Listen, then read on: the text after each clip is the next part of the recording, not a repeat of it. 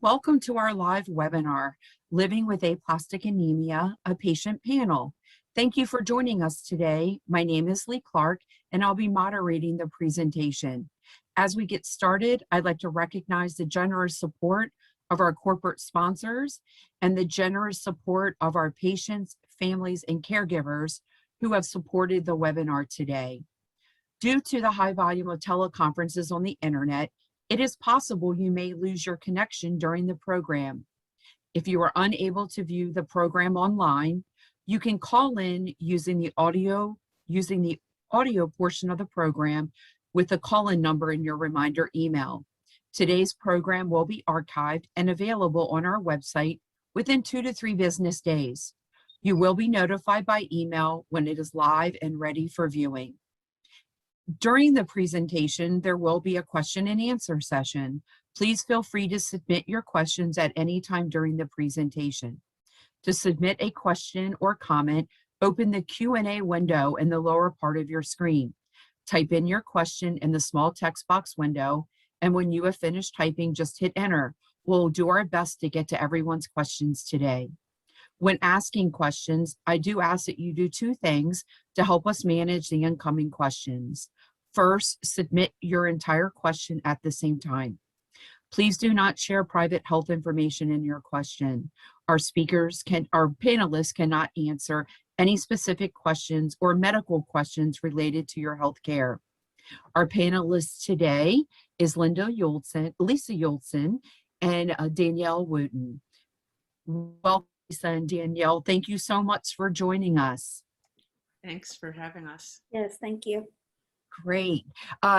Danielle, would you like to start out and introduce yourself and tell us a little bit about yourself? Sure. My name is Danielle Wooten. I live in North Carolina. I have a 19-year-old son. I was diagnosed originally in 1998 and was in remission for 17 years, had a slight relapse for a few years, and am back in remission again. And I look forward to talking to everyone today. Great. Thank you, Danielle. Lisa? Hi, everyone. My name is Lisa Udelson. I live in Los Angeles. I was diagnosed with severe aplastic anemia in 2015. I had an horse ATG treatment and fairly quickly was off of transfusions and on my way back to my new normal. I am in remission, not cured, but doing great. So I'm happy to answer any questions anyone may have for me. And Great. Thanks for being here. Thank you, Lisa. What led to your diagnosis? Lisa, would you like to start first? Sure. I started to get bruises. And at first I thought, well, I'm an older mom with an 8-year-old son, and I'm just getting battered by things like boogie boarding. And pretty soon it was clear that it was not just about being an active mom. I was pretty much covered with bruises.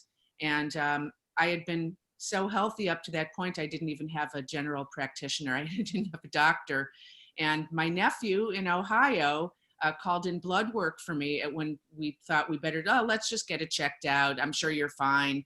And then he called and said, where are you? You have to go right to the ER. You have 10,000 platelets. I didn't even know what a platelet was at that point. So that's really how I discovered. I felt a little tired, but like I said, I felt like, well, all moms are tired. So it was the bruising for me that led me to my diagnosis. Danielle? I had just graduated college probably in about a year afterwards when I moved to North Carolina. I wasn't feeling well, but I have a few GI issues. So I was seeing a GI doctor. They couldn't figure out what was wrong with me. And then I just slowly started feeling worse and worse. And then like Lisa, I started having the really bad bruising. Still, everyone kept going the GI route for a long time just because I already had that past. And then I actually ended up getting married, and I got pregnant on my honeymoon, And then within 6 weeks of that, having the pregnancy and all that, I've had a bone marrow aspiration, and that's when I finally figured out it was aplastic anemia the whole time. But it was for quite a while going back and forth before they determined what it was. And I What didn't were have a you, regular doctor either because had lived here long enough. But yeah. what were you told about your diagnosis? Danielle, would you like to start first? Sure. Well, my original hematologist was pretty straightforward, but kind of not really always to the point. And he was like, "Oh, you'll probably just have a little transplant. You'll be fine." I think he was trying to make me feel better. But then after that, I'm a very person that likes a lot of information. So then I started my information gathering and just really learning what was going on. And I actually got several opinions, not just one. And I actually ended up in Boston, even though I live in North Carolina.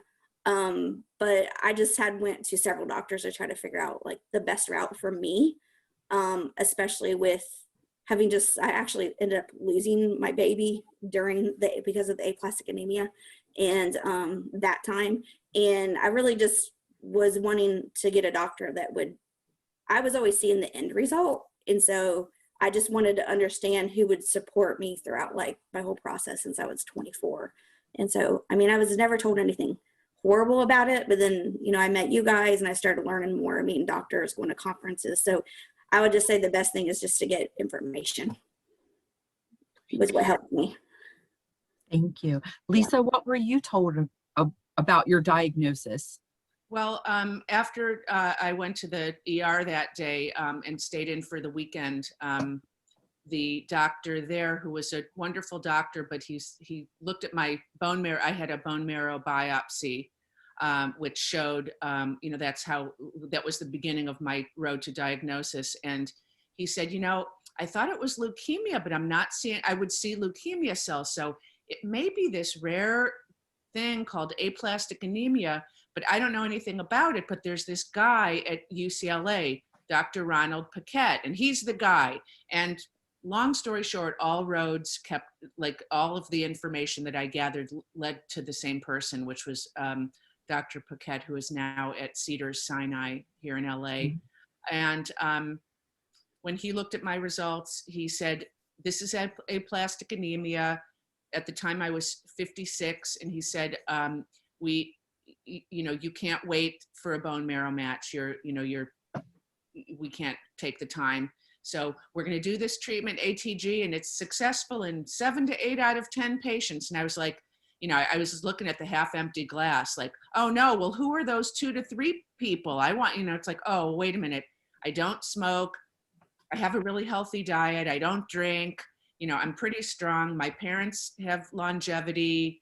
I think I have good genes. I'm going to be one of the 7 to 8 out of 10 that are going to do well on this treatment. And in fact, I did. So, I did not seek a second opinion because I just had trust in my doctor, but I really do believe that that's a huge thing is, maybe it's partially information and partially your gut reaction. Do I trust this person? How do I feel about this person that's treating me?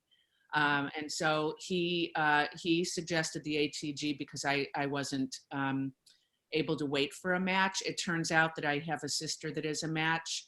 I hope I never need it, but it's nice to know it's there. And that was my road to diagnosis, was really through UCLA and Dr. Paquette. What were you told were your treatment options? He didn't really give me options.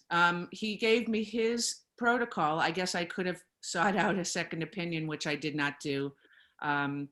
He said, this is what I suggest, the horse ATG treatment, which is a little harder to tolerate than the same treatment that's made from rabbit serum.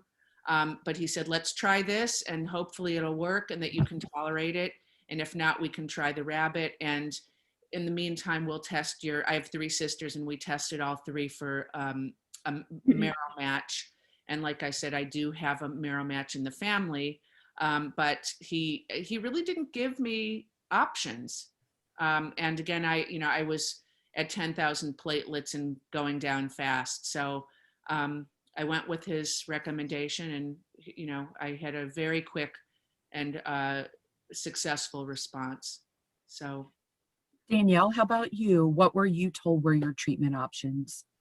Well, the first thing that was mentioned to me from the doctor who diagnosed me that had not had another patient with aplastic anemia but knew what it was, brought up the transplant.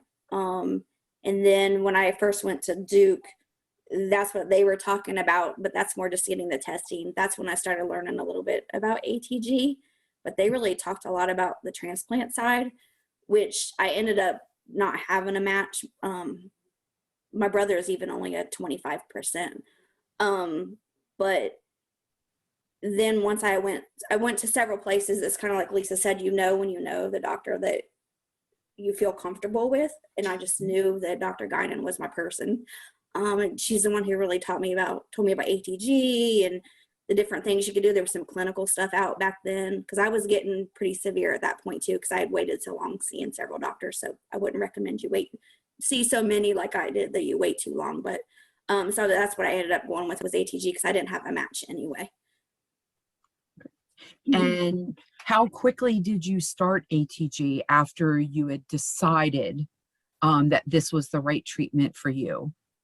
I think I went to Boston. I was diagnosed in October. I think I ended up with Dr. Guinan in late December, early January, probably early January. And then I ended up being treated in early or mid-February. So it was a pretty quick process once I got it worked up. And a lot of that was more logistics because it was kind of far away from where I was. And then I was there for the 5 days and then I came back home. And then I saw a doctor here and they went back and forth talking during my whole treatment. So I really didn't have to go back and forth between Boston anymore. And I saw a very good response too, just like Lisa said, she did pretty quick. Lisa, how about you? How quickly did you start ATG after you and Dr. Paquette decided that that was right for you?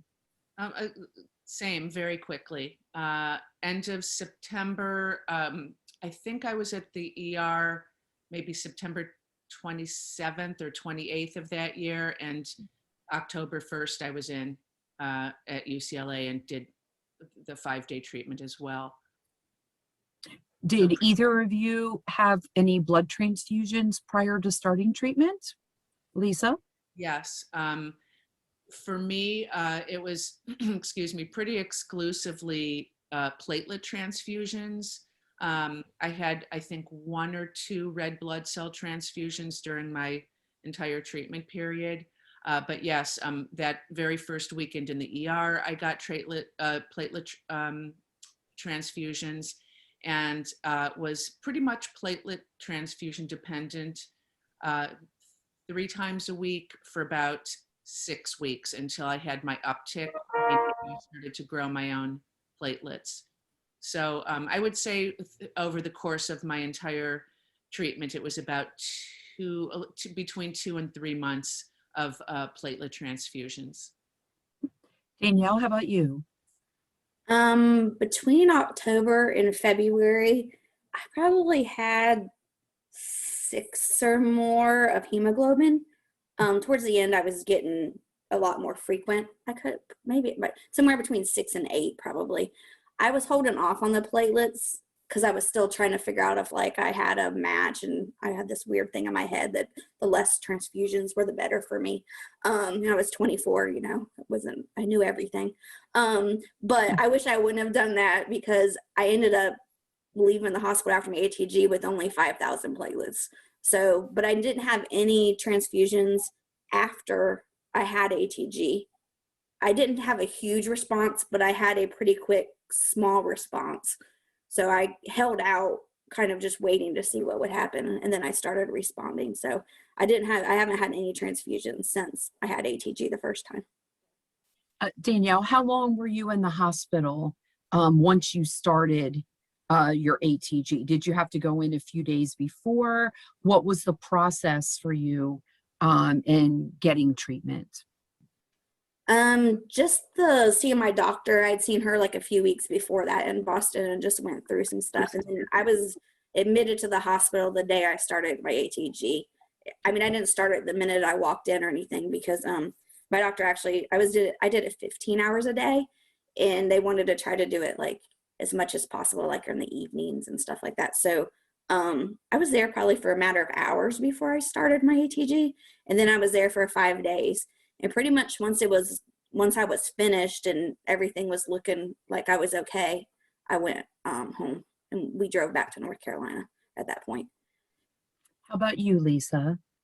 After that first weekend of my diagnosis, I'm remembering now there was about a week in between in order to get all of my results from St. John's Hospital over to UCLA to Dr. Paquette to take a look at my slides, my samples. And then I had this, I called it unicorn thinking, where it's like, somehow my platelets are just going to miraculously reappear, and it was just a bad dream, and now that none of this is real, and I'm going to just wake up tomorrow and I'm going to just see that it's changing, which was of course not what happened. And I think it was a week later I went into the hospital, and similarly I was there for my 5-day treatment, and once we were finished, I was out. So and then there was a recovery period. I have a 14-year-old, and when he's hiking 3 miles ahead of me, I remind him, remember when I first got out of the hospital and I could walk up like a 3-foot hill and then I'd have to sit down? I couldn't make it around the block. And now I can hike 4, 5, 6 miles. So it's been it was a pretty quick response, but it also it was a gradual recovery. This is for sure, and this is something that Danielle, I know you'll agree with this. It's a diagnosis of patience. That's the treatment, is patience. This is not a quick fix situation. Right. Now, how did you receive the ATG? Did you have a port put in, a PICC line, or was it just given by a subcutaneous IV? How was the ATG given to you? Lisa, would you like to go first? Sure. I had a PICC line. I'm not sure, for people that don't know what that is, it's basically a line that goes in through your arm, through an artery, so that the medicine can go more easily into your aorta and get distributed quickly and successfully distributed. And so it's sort of a minor procedure to put that in. And then like Danielle, it was basically 5 days in a row, 10 hours a day. So it's no picnic. I did pretty well. I did have a couple occasions where I developed a rash, and that had to be treated. There was Tylenol and Benadryl given during my treatments. I think you said you got yours at night too, Danielle, but that was not supposed to be the case for me. They admitted me, and if you've ever been in the hospital, it doesn't always run like clockwork. So what was supposed to be a 10 a.m. start time ended up as a 10 p.m. start time. So I was pretty much being treated all night long. Again, you do what they tell you to do, and this was sort of and still is my constant emoji, is my muscle arm. Like, I can do this. And so I did 5 days in a stretch. And then, you would sort of rest in the hours in between. But it was definitely a lay low week in the hospital. I did walk, though. My doctor insisted that when I wasn't being treated, that I get up and do some laps around the hospital just to keep myself active. And how about you, Danielle? How was your ATG administered? I did not have a PICC line because I took too much time finding my doctor that I wanted to see. Like I said, not always the best choice, but I am glad I found who I found. So at that point, they didn't feel comfortable because of my platelet levels putting a PICC line in. So I never had one. I would say after not having one, I would highly recommend, if you're offered one, to get one, because it was rough to having that just straight in your veins. I had them moved a lot, and my platelets were low. So it wasn't the best choice to have it IV, but I had mine all IV. And I didn't have a lot of issues. Obviously, there's times you don't feel well, especially when you're getting it for 15 hours a day. But I also, the only real kind of reaction I had to it was I did get hives. I actually didn't even know that I had them because it was evening time, like I said, when I was getting them. And my husband at the time was with me, and he had woke up and he looked at me. He was like, oh my God, oh my God. And he just started freaking out. And my hives were really, really bad. And I was like, what are you talking about? I had no idea what I looked like. It was like, that's why it's now, everyone has a camera. Back then, no one did. I'm like, I wish someone had taken a picture of me. But yeah, that was the only real reaction that I had during my treatment was the hives the one night. And then once they medicated me, I was fine after that. Any other reaction that you had to the treatment besides the hives? Not during treatment. I mean, had the normal things that you get after ATG, some serum sickness and, prednisone. I had horse ATG like Lisa with prednisone and cyclosporin was the treatment that I had. And the prednisone can make you, especially, I was pretty small back then and I was on a high dose. I think I weighed about 120 pounds. And my prednisone that was so high, it kind of, cranks you up. Even though you feel bad, you feel like you could do anything in the world. Like you want to vacuum the floors in the middle of the night. You just like, you feel like you have like all the energy in the world, even though you don't. So I would say, that normal prednisone kind of thing. And then, cyclosporin, I was on that for until April of 2020. So I was on it for about a year and a half. So you just have you have issues with, I think cyclosporin causes some things too. As you go down your dose, it's easier, but you have muscle things or some nerve things, I had GI because I already had GI issues and stuff like that. But during the treatment, I didn't really have much. You mentioned serum sickness. What is that? It's been so long ago, I almost don't remember it. It's kind of like when women say they had a baby and you don't remember what it's like when you had the child. But I just hurt a lot. I was really nauseous. I had headaches. I did have to go to an ER a few times in the beginning, the first few weeks probably from having this or that. But just you really don't feel well for a while you have that initially. That part is probably more of the side effects I had than anything. I mean, I didn't really have much anything when I was actually getting the treatment. It's more that immediate time after, those first few weeks especially. And how did they manage your serum sickness? I just took like nausea medicine. I rested a lot. I tried not to eat any salt because of the prednisone, which really wasn't the serum sickness, but I even rinsed canned vegetables to lower my salt intake. I just tried to do anything I could to make it easier. I took Zofran for nausea, and I just tried to rest this first few weeks pretty well and try to just muscle through it. I mean, because it does go away. It's not like it stays forever, but. Great, thank you. Lisa, how about you? What kind of side effects did you experience while going through treatment? It's very similar to Danielle. During the treatment, I had, that rash, the hives one night, just once. It was pretty severe though, like Danielle's, and they plied me with Benadryl and it went away.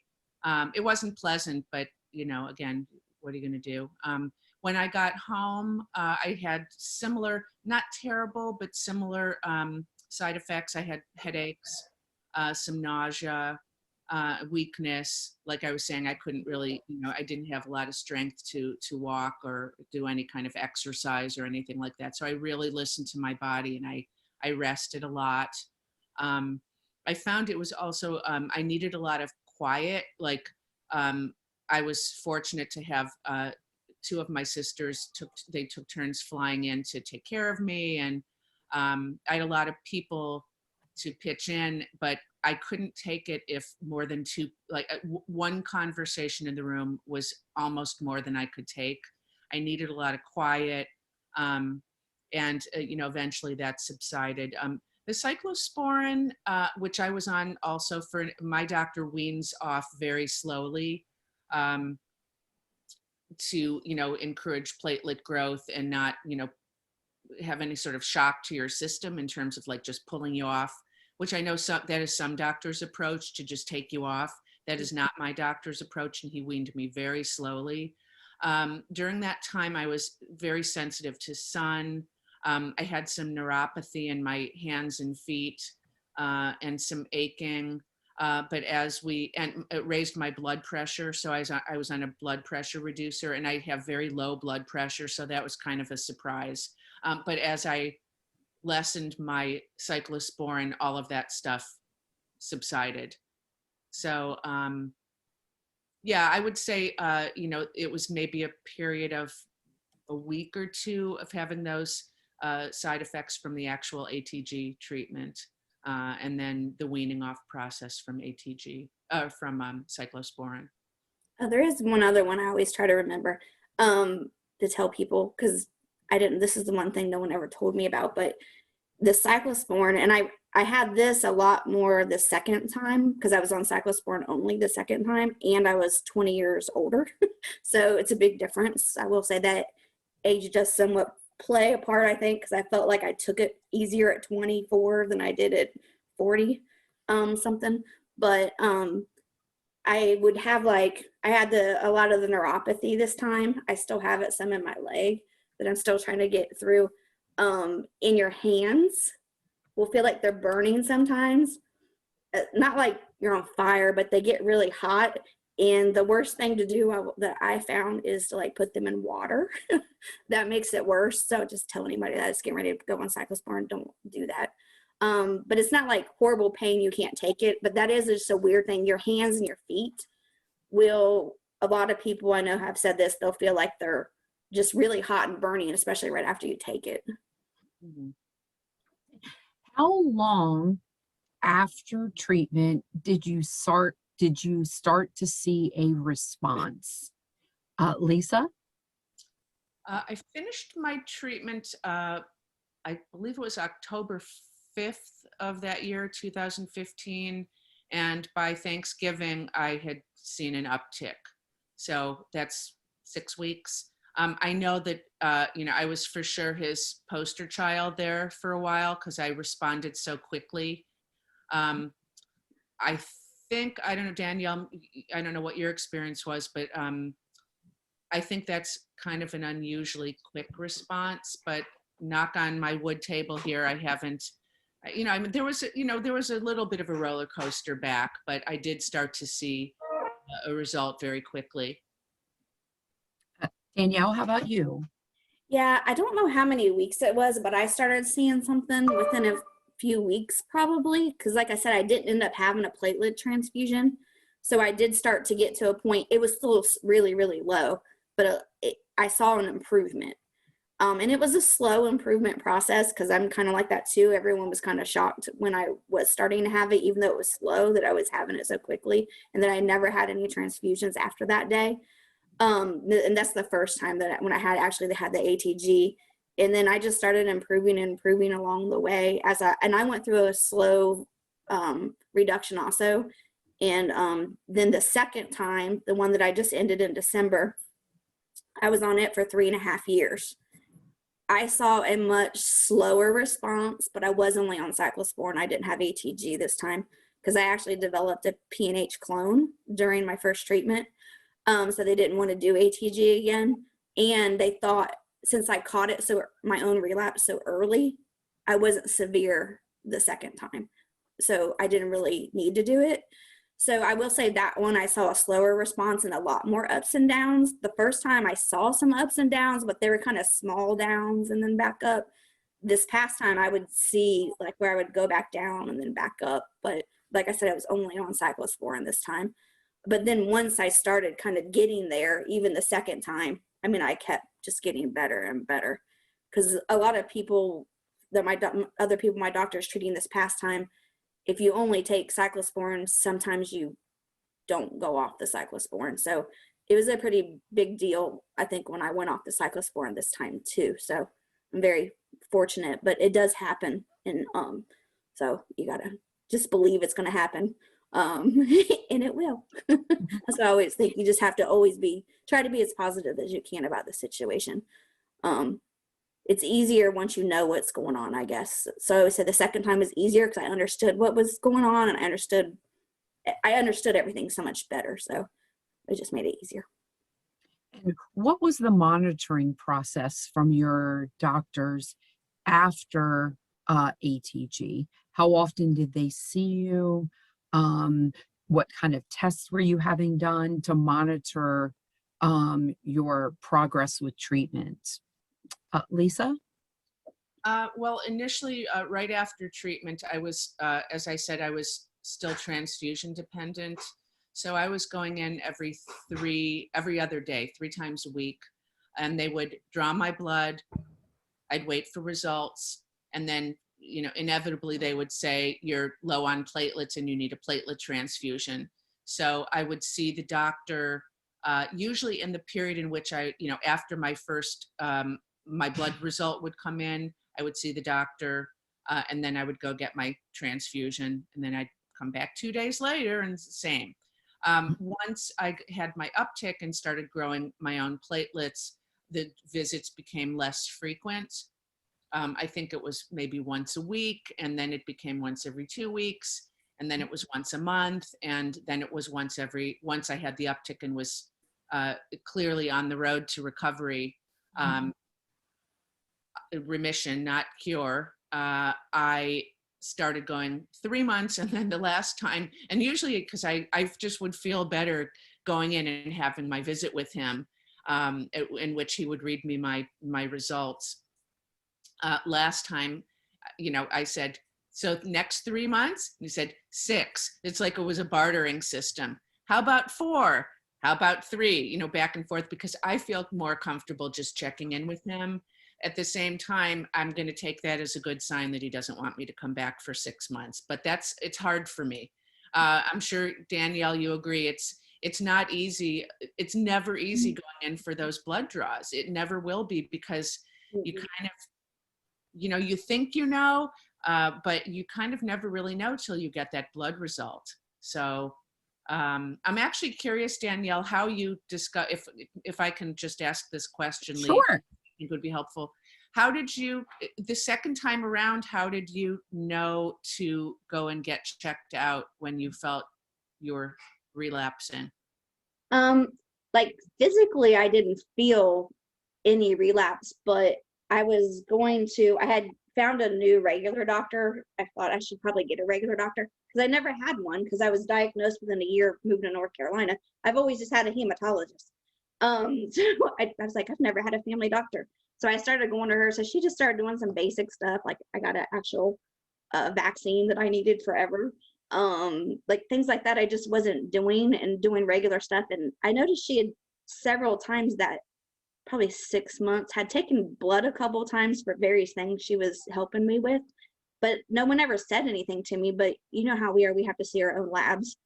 The first couple of times I had been so long, I was just kind of like, whatever, they say everything's fine. And then I asked to see them, and I was like, and then I started going back a little ways to the one I had like a year before that, and I was like, I saw my platelets over time. They were still completely normal, but I saw them dropping. And you can't freak out when that happens, but I kept seeing it. If you go down, it was just a steady drop over time. And everything was still normal, so no one was saying anything about it. And I was like, this is not okay. Like, I just knew. As soon as I saw it, I knew.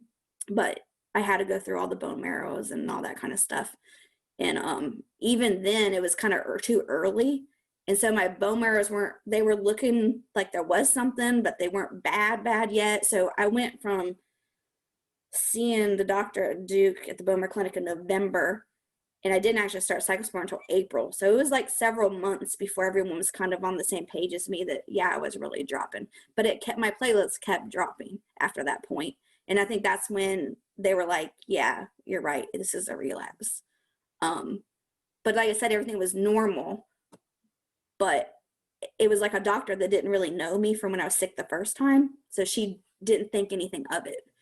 So, I would just say, just always many years. I mean, I was 17 years off cyclosporin at that point, but I just know that I also was seeing a doctor because I had a chemical exposure where I actually was in the hospital for a day in a confined space about July of that year before, which is really what I think triggered my relapse.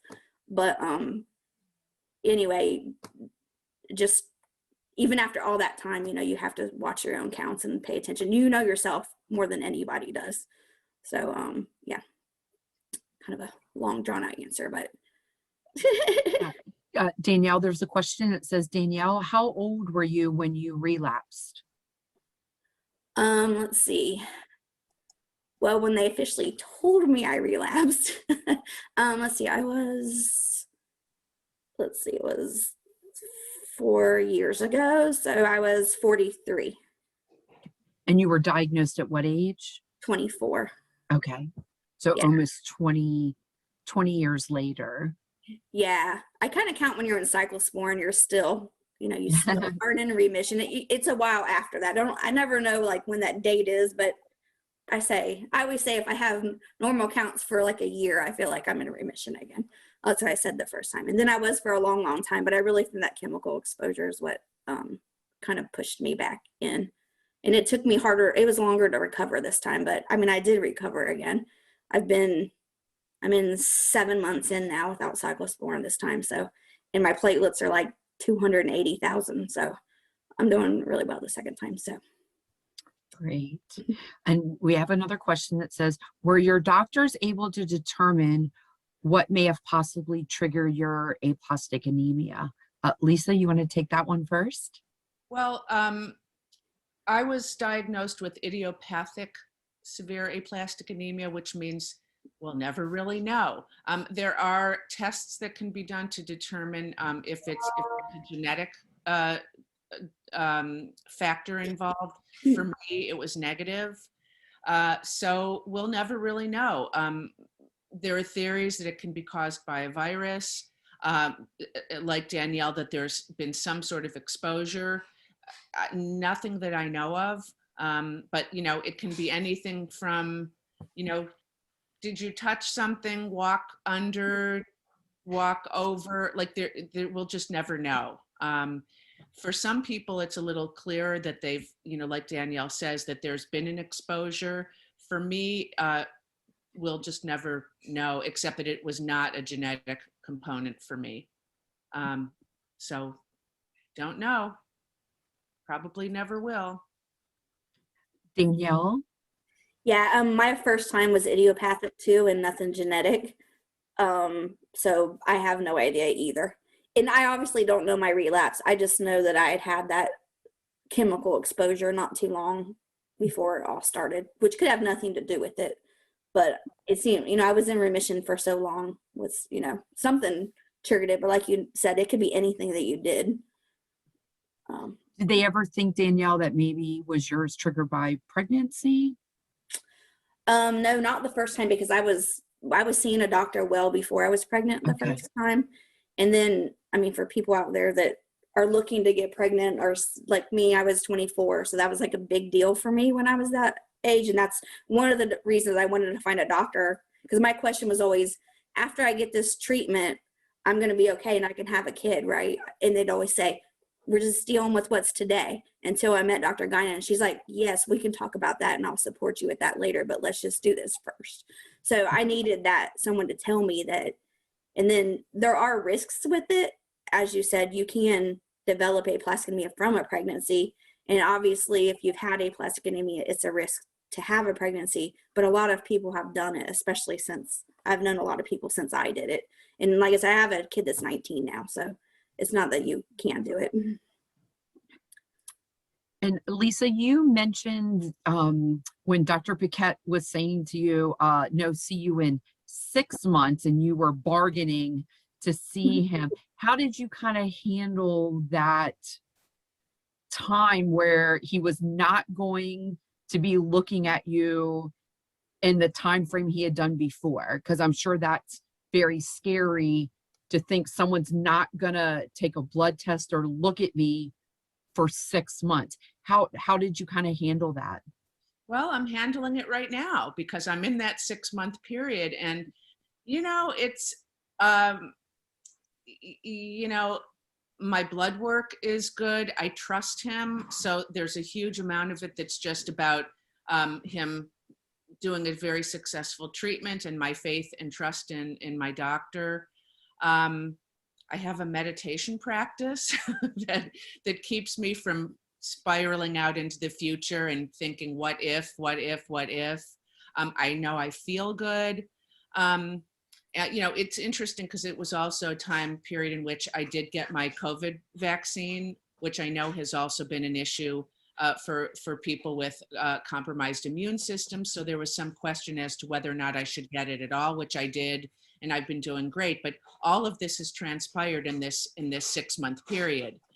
So, you know, I just try, like I did with my treatment, to just take it a day at a time and stay patient and know that he wouldn't have moved it to 6 months if he felt like I needed to be checked more frequently. It's my faith and trust in him. And I just kind of sort of monitor how I feel. And so far, so good. It's, you know, I won't see him till September. And, you know, I have my fingers crossed that I'm going to be fine when I go in the fall. And, you know, that like Danielle, I do look, you know, I've become a pro that, you know, most of us do at looking at these CBC results, these blood test results, and to just monitor, you know, how I feel and cross my fingers that I'll have high platelets when I go in the fall. And also that if I do see, you know, I've had some bruising, but it's probably because I was riding a roller coaster with my son, or, you know, banging my leg with a suitcase. I bruise more easily than I used to. And I just go with how I feel and, you know, just try to take it sometimes a breath at a time when I get nervous. It's like we said before, it's a game of patience, a diagnosis of patience. And so if he says 6 months, I'm going to go with it. And, you know, like I said, if I feel there's any, and I have contacted him, he's very easily accessible by email. So if I feel I have something I need to ask him, I'll just send him an email. And I know that if I needed to go in, I could, but I'm just trying to abide by his, you know, his opinion, which is that I don't need to go in. So Thank you. patience.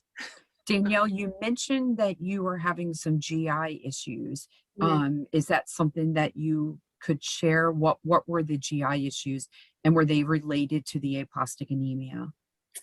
I don't think so. I had GI issues in high school. I can even remember kind of before that. I have not had IBS probably since middle school, which is irritable bowel syndrome.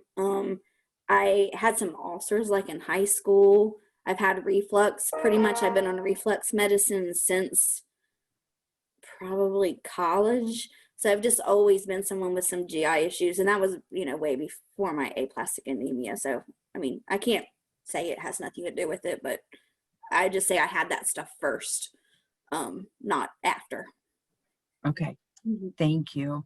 And Danielle, I don't think you were, because I think you mentioned with your relapse you were given cyclosporine. So Lisa, was it ever talked to you about using Promacta? And have you ever used that? The Eltramopag or Promacta? You're on mute. Sorry about that. The That's one okay. on mute. I was trying to avoid the background noise, but my apologies. Can you repeat your question? Sure. Were you ever prescribed Promacta, Eltramopag? Right. When I was diagnosed, it wasn't a treatment. So this just goes to show you how rapidly things do show up that are super helpful. It came out during my uptick period, you know, in which I was starting to recover. And so it was kind of on, you know, in our back pocket if I needed it. But luckily I didn't need an additional medication. But it's surely nice to know that it's there. And I know that it's been really helpful and successful for patients, but it was not part of my treatment plan. Mine was the same, just cyclosporin and the steroids at the very beginning. Thank you. Lisa, you mentioned that you received the COVID vaccine. How did you what was your thought process in deciding to get it? And did you have any side effects? Yeah, it was a big topic for those of us with aplastic anemia that were paying attention to the side effects that the general population was having, which was platelet drops and blood clots, neither of which are friends when we have these rare bone marrow failure diseases. So I did a lot of research, including talking to my doctor about it. And at first, he was a big proponent of me getting the vaccine. And then we sort of went through a period where he wasn't so sure because he had one patient that with aplastic anemia that developed a secondary blood disorder. So we kind of put it on hold and then revisited that and decided that it was actually a good idea. I was also paying attention to the other patients that in the aplastic anemia support group, the majority of which had decided to get their vaccine based on their doctor's recommendations. So I did go ahead and get it, and I got Pfizer. And my first application, I had 0 side effects. The second vaccine, I felt great for a day and, did a hard yoga class. And about 10 minutes later, I said, oh, I think I'm really tired. And basically I laid down for 2 days and then I was fine. And I really haven't had any problems since. Again, I haven't had a blood draw, but as Danielle said, you learn a lot about your body and paying attention to signs, even when they're very slight and maybe not as easy to detect as they, a little easier to detect than they would have been before we had this disease. So, I'm just going with it. I'm fine. I feel good. And I did not have any severe side effects. And I do feel 1,000 times better. I just traveled for the first time and there's a huge relief in getting on a plane with protection. So I'm very glad that I made that choice. Thank you. Danielle, how about you with your COVID experience? I actually had COVID in January, which is right after I went off cyclosporin. So it's kind of a little freaked out about it because I hadn't been off very long. But I had a pretty rough few weeks with it. But I mean, I wasn't hospitalized. I actually did work that's one of the things I learned when I was sick with aplastic anemia, at least the first time. I'm the type of person, no matter how I feel, kind of got to do a little something or I'm just going to make myself feel worse. It's just kind of how I am. But I still have some lingering effects from it. But I also got the vaccine. I got the vaccine in the end of March. Got the first one. North Carolina was one of the later states still at high risk people get the vaccine. So there was quite a bit of aplastic anemia patients who had gotten it before I did. And I talked to Dr. Guinan, my doctor in Boston. I still talk to her after all these years. Every once in a while, we just get on the phone and talk to each other. But she knew a lot about it. She's just had a lot to do with. She knows people who have developed the vaccines. That helped. I went to an aplastic anemia meeting where you guys had the lab person and a doctor there. Dr. DeZern was there, who I also know Dr. DeZern because I've met with her before a couple years ago because I was thinking about having a half and half transplant with my son. Okay. So I've met with them and then I've been in one of the support groups and listened to what everyone had to say. And after taking all that information, and I decided it was really the best thing for me to get it. So I didn't have a lot of issues. I still kind of was having some COVID stuff when I got it. So so I got a little nasally. I was tired. And then my second shot, the same thing. I was just tired. I didn't get a fever. I didn't get any of the really bad stuff a lot of people have gotten, feeling bad for a couple of days and all that. But my doctor had told me since I had COVID, my first shot was almost like my second shot. So she had told me if what I went through with COVID, the shot should be easier than because I had kind of already done it with my body. So I think that's probably could be why I didn't really have too much of a issue when I had the actual vaccine. But my counts are fine and everything ever since. And I had my second shot, but I had Moderna. So I had it 3 weeks after that. So I was done in April with my second shot. Thank you. Lisa, you mentioned when you were diagnosed, your son was 8. how did you explain your diagnosis to a youngin'? And then how did you kind of manage life with an 8-year-old while you were getting well? Well, that's a good question. And I will say that at almost 15, he still is paying, he's on high alert. It is definitely, he's worried still.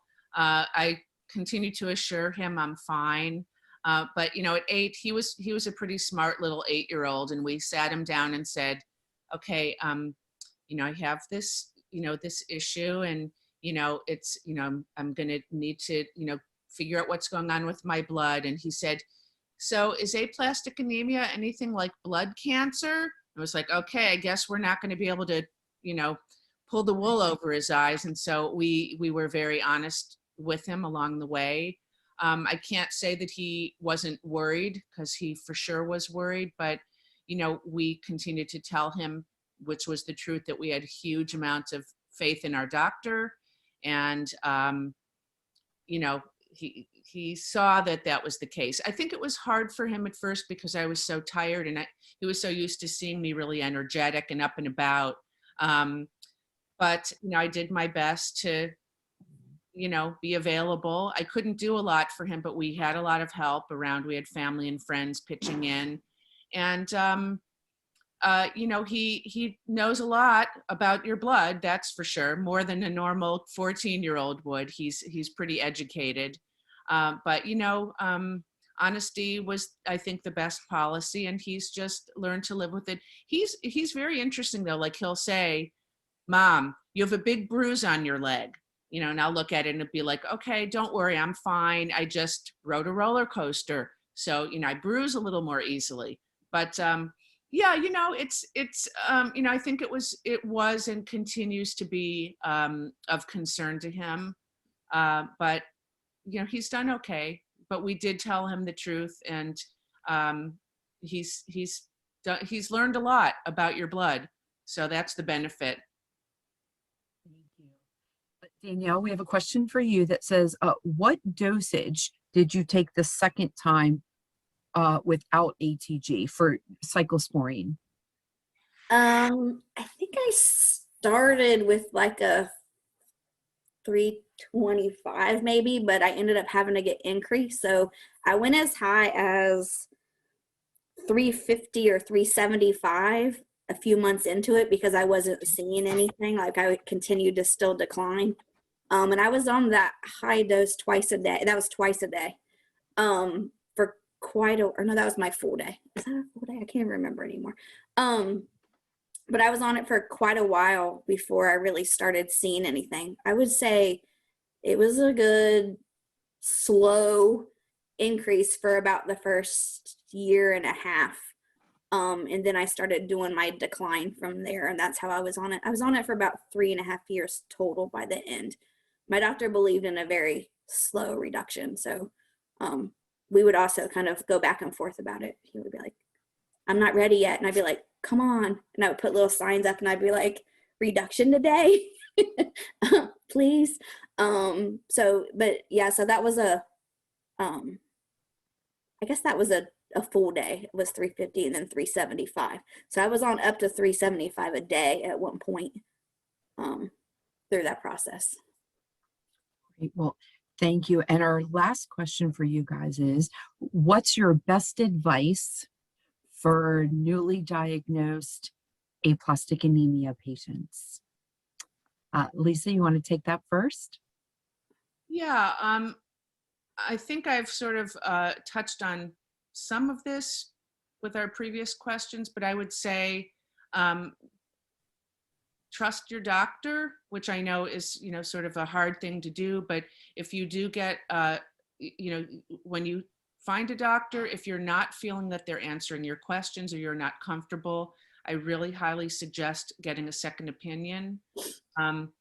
If you're lucky, you'll nail it on the first time. And if you're, in a place where you have, access to good medical care, often there are lots of good doctors. Some people are less fortunate in their location, need to travel, but, I think finding a doctor that you trust and also know that this is not a quick fix and that it relies very much on patience. And that, you know, one of the things that, you know, my doctor said that always has resonated is he came into the room the first time and said, "It is aplastic anemia. I love this diagnosis. It makes doctors look good." And I thought, okay, that's what I want to hear. I want to hear that it's, you know, easily livable, which I, you know, I see on the support groups every month how many people are there living with this and living really normal, active lives. Even if you don't have 280,000 platelets, you know, people are on these support groups with 20,000 or 30,000 platelets, and they're still able to do a lot. So, you know, it is, it's a diagnosis that has, you know, it can be frightening. I know it's frightening to get this diagnosis because I've lived with it, but you can have an excellent quality of life and live with it. So see if you can find yourself a good doctor and trust in your doctor and have patience. That's my best advice. Thank you. And Danielle? I would say the same about the whole thing with the doctor, especially find the person that you like, and then you're going to have to just trust what they say. I had that problem even the second time because it was someone I didn't know, and I wasn't comfortable only doing cyclosporin. Why can't I just do what I did the first time? I don't understand why I'm not allowed to do this. I went through all that, and I just finally had to say, I'm listening to him. He's a doctor, not me. So I went with it. So I think once you trust them, you got to stick with it. And the other thing that has been key to me since the beginning is, you know, be knowledgeable in your illness. You'll find that you'll understand things about yourself a lot more throughout the process. And I always recommend someone get a journal, and before appointments, always write down everything you want to talk about, because you're not going to remember what you want to ask when you're in there without having it written down. And write down their answers, because when you leave, you're not always going to remember what they said. So I found that very important to me. I always needed to know things about my illness and write them down. And it made me feel better because I knew what was supposed to be happening, and I knew what my questions are going to be when I went in the next time. So I think that just makes you, it makes it a lot easier to have knowledge, at least something that you can control in the whole entire thing. And just be positive, because there are people like us that have had this for a really long time. I mean, I've been doing this since 1998. So, and there's a lot of other people out there too. So it's not a death wish because you have aplastic anemia. Lots of people have done lots of things and been great, even if they were on meds the whole time. I mean, you kind of just figure it all out. So we'll just say keep positive about it. If I could add one thing, which Sure. Danielle, you're totally right about that, about writing down and you know, asking questions and being knowledgeable, and along the same lines, to be your own advocate, because you can have family and friends, but at the end of the day, you're the one going in there and dealing with the nurses and the doctors, and you're your best advocate. So that's, you know, never be afraid to ask a question, or, you know, make sure that you've got the right treatment or whatever. You just speak up and be your best advocate. That would be the other thing I would want to make sure people know. Thank you so much, Danielle and Lisa, for sharing your time and your expertise and your journey with all of us today. If you'd like to watch this webinar again at a later time, it will be available on our website within 2 to 3 business days. On behalf of the Aplastic Anemia and MDS International Foundation, thank you for joining us and making us your resource of choice. The AAMDS-IF Medical Advisory Team, Board, and team are here to support you and your family, as we've done for the past 37 years. This concludes our program today. Thanks again, Lisa. Thanks again, Danielle. My pleasure. Thank you. Take care.